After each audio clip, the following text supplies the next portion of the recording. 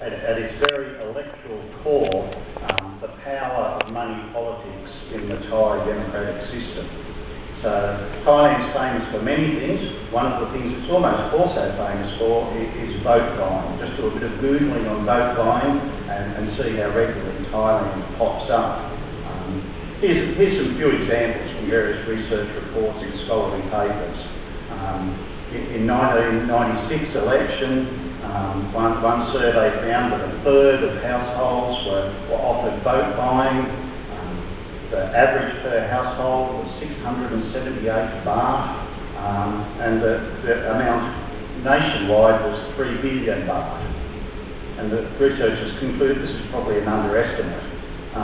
Jump forward to 2001, the first election, Thaksin Shinawatra won, and there was a feeling that this was one of the dirtiest elections Thailand's ever had.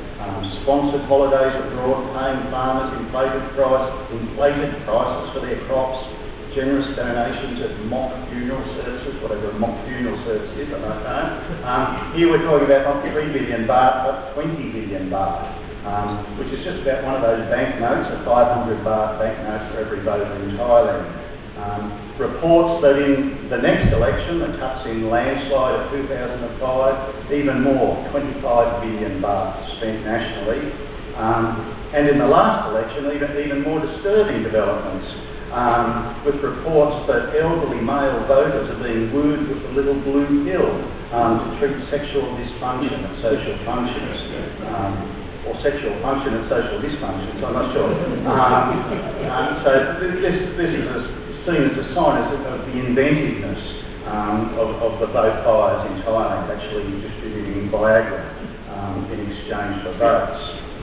Now, a lot of these concerns about vote buying are focused on rural people. The rural electorate in Thailand is very large and very influential, and they often seen as being particularly vulnerable to vote buying. And this is part of a long-standing discourse in Thailand, which has essentially said that rural people, farmers, peasants, aren't quite yet ready for democracy.